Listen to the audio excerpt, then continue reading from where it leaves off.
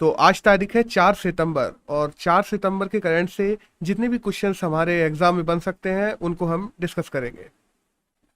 तो पहला क्वेश्चन है कि भारत का कुल निर्यात इस वर्ष कितना रहा है। टोटल एक्सपोर्ट जो भारत का रहा है वो इस वर्ष कितना रहा है। इसके ऑप्शन है, पहला 430 बिलियन डॉलर, दूसरा 435 बिलियन डॉलर, तीसरा 440 बिलियन डॉलर और चौथा 445 बिलियन डॉलर। इसका सही आंसर है थर्ड, 440 बिलियन डॉलर।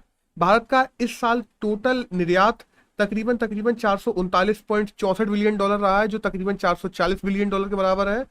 और वहीं अगर हम आयात यानी कि इंपोर्ट की बात करें तो वो 447.44 बिलियन डॉलर रहा है। नेक्स्ट क्वेश्चन की बात करते हैं कि भारत के लोकसभा स्पीकर व सह स्पीकर को इनमें से किस अनुच्छेद द्वारा चुना जाता है। इसके ऑप्शन है, पहला 72 आर्टिकल, दूसरा ऑप्शन है आर्टिकल 82, तीसरा ऑप्शन है आर्टिकल 93 और चौथा ऑप्शन है आर्टिकल 104। इसका सही आंसर है थर्ड, आर्टिकल 93।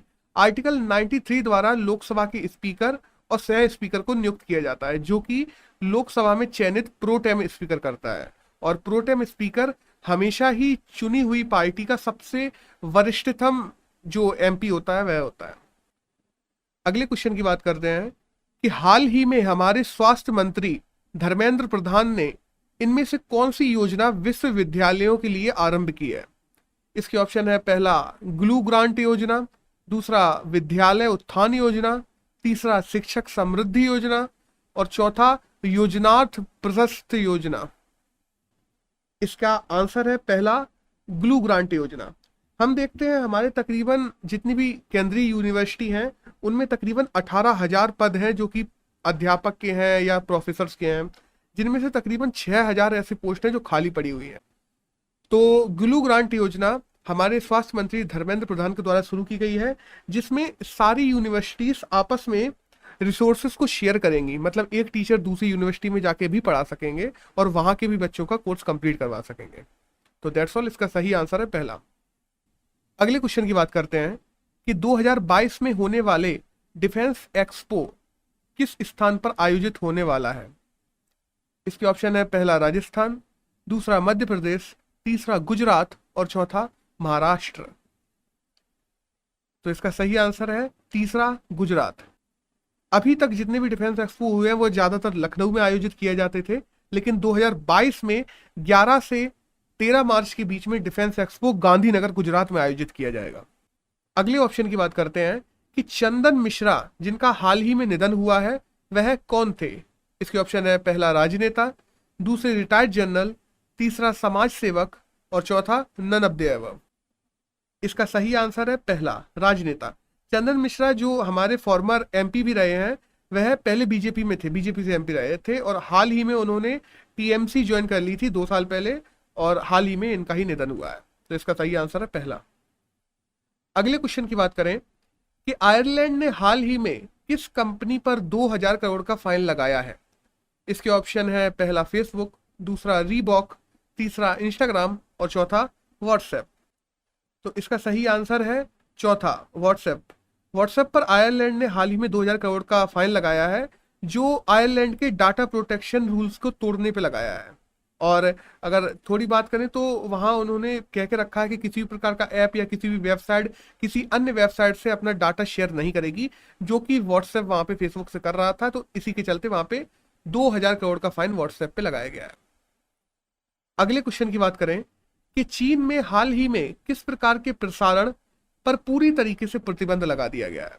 इसके ऑप्शन है, पहला रियलिटी टैलेंट शो, दूसरा न्यूज शोज, तीसरा इंटरनेशनल शोज और चौथा किड्स कार्टून। इसका सही आंसर है पहला, रियलिटी टैलेंट शो। चाइना में जितने भी रियलिटी टैलेंट शो होते हैं, चाहे डांस शोज हो या गायकी के शोज हो, इन तरीके के सारे शोज पर बैन लगा दिया है। इवन दो जो पॉप कल्चर है, उनका कहना यह है कि पॉप कल्चर पूरी तरीके से इमोरल होता है और वह हमारे यहाँ के लोगों को अनहेल्दी बना रहा है, इसलिए ऐसे तरीके के हर शो पे प्रतिबंध लगा दिया गया है।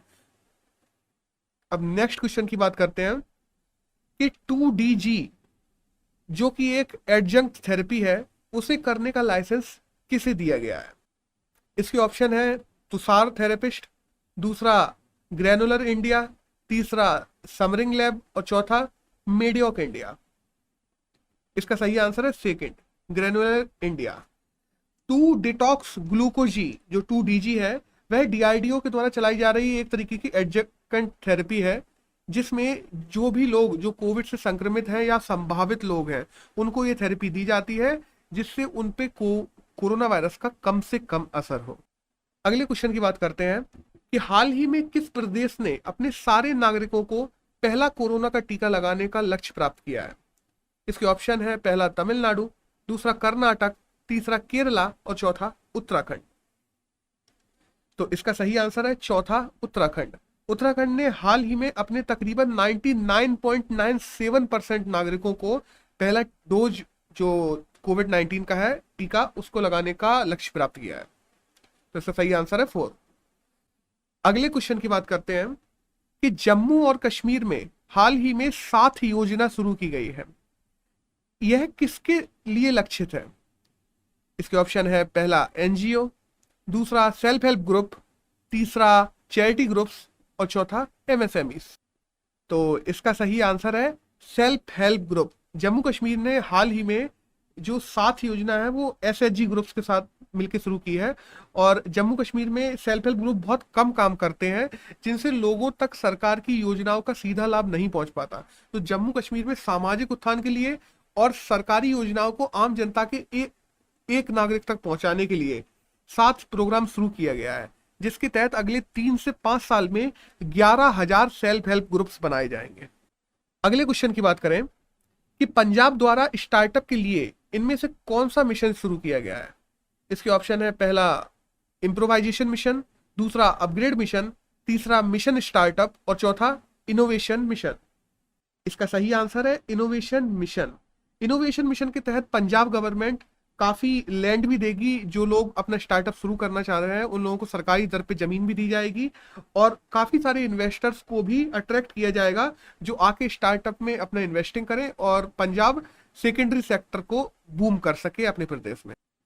अगले क्वेश्चन की बात करते हैं कि हाल ही में रिलायंस द्वारा किस कंपनी को खरीदा गया है? इसके ऑप्शन है पहला व्रूम, दूसरा स्नैपडील, तीसरा जस्ट डायल और चौथा नन ऑफ द अबव। इसका सही आंसर है तीसरा, जस्ट डायल। रिलायंस ने हाल ही में जस्ट डायल के काफी ज्यादा स्टेक खरीद लिए हैं, तो अब जस्ट डायल देखा जाए तो रिलायंस के अंतर्गत ही आती है।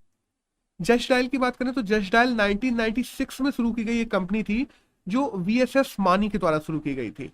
इसका लक्ष्य ये था कि जैसे पहले जो टेलीफोन चलते थे उनके लिए फोन लगाने के लिए एक टेलीफोन डायरेक्टरी होती थी, तो जस्ट डायल एक तरीके से मोबाइल फोन के लिए ऑनलाइन डायरेक्टरी के रूप में काम करना चाहता था। तो दैट्स ऑल, इसका सही आंसर है 3rd। अगला क्वेश्चन है कि किस मिशन के द्वारा पहली बार मंगल से पत्थर पृथ्वी पर लाए जा रहे हैं? इसके ऑप्शन है पहला मार्स 2020 रिसर्च, दूसरा मार्स 2020 प्रिजर्वेंस, तीसरा फाइंडर 2020 और चौथा सर्च मार्स 2020।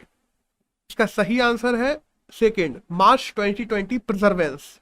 इस मिशन को 30 जुलाई 2020 में लॉन्च किया गया था, जो कि नासा के द्वारा किया गया है, और इसका मेन लक्ष्य ये है कि वहां पर जाके जो मार्स के पत्थर हैं, जो मार्स की मिट्टी है, सॉइल है, उनको कलेक्ट करना और इंडिया पे वापस आना, जो कि इसने कर लिया है और यह इंडिया के लिए वापस चल भी दिया है। अब मार्स की बात करें तो मार्स रेड कलर का प्लेनेट है, वो उसकी आयरन की अधिकता की वजह से वहां पे उसका रेड कलर है। ओलंपस जो माउंटेन है वो भी वहीं पे है, और फोबोस और डीमोस उसके 2 चंद्रमा है। बाय द वे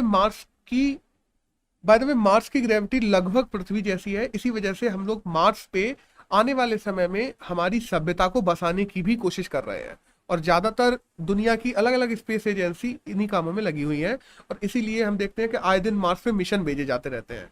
और अगर पहले मिशन की बात की जाए तो USSR ने 1971 में मार्स 3 नाम से पहला मार्स पे सफल मिशन भेजा था। अगले क्वेश्चन की बात करते हैं कि कोल इंडिया लिमिटेड द्वारा इनमें से किस प्रकार के ईंधन को पूर्णतः प्रतिबंधित किया जा रहा है? इसके ऑप्शन है पहला LPG, दूसरा पेट्रोल, तीसरा डीजल और चौथा CNG। इसका सही आंसर है डीजल। कोल इंडिया लिमिटेड जो वर्ल्ड की लार्जेस्ट कोल माइनर कंपनी है, उसने कह दिया है कि वह अपने ट्रकों में और ना ही अपनी फैक्ट्री में कहीं भी डीजल का यूज करना टोटली बंद कर देगी, और डीजल की जगह वो लोग एलएनजी का यूज करेंगे। एलएनजी यानी कि लिक्विडिफाइड नेचुरल गैस। सीएनजी और एलएनजी दोनों का फॉर्मूला ऑलमोस्ट एक होता है, बस सीएनजी कंप्रेस्ड नेचुरल गैस है और वो लिक्विडिफाइड है, उसी से सीएनजी बनाई जाती है। तो सीआईएल जो है वो अब सीएनजी का उपयोग करेगी अपनी सारी गाड़ियों में। अगले क्वेश्चन की बात करते हैं कि भारत का मर्चेंडाइज एक्सपोर्ट इस साल कितना रहा है। इसके ऑप्शन है, पहला 22 बिलियन डॉलर, दूसरा 25 बिलियन डॉलर, तीसरा 30 बिलियन डॉलर और चौथा 33 बिलियन डॉलर। इसका सही आंसर है चौथा, 33 बिलियन डॉलर। भारत ने पिछले साल से मर्चेंडाइज एक्सपोर्ट में तकरीबन 45% की ग्रोथ दिखाई है, जो कि पिछली साल 22.83 बिलियन डॉलर था, वो इस साल 33 बिलियन डॉलर हो गया है। और टोटल एक्सपोर्ट की बात करें तो अपने टॉप एक्सपोर्टिंग कंट्रीज में रहा है यूएसए, सेकंड यूएई और थर्ड चाइना। और इंपोर्ट की बात करें तो फर्स्ट पे चाइना रहा है, सेकंड पे यूएसए और थर्ड में यूएई। तो आज 4 सितंबर से हमारे एग्जाम के लिए जितने भी करंट से जानने के लिए प्रश्न थे वो हमने डिस्कस कर लिए हैं। धन्यवाद।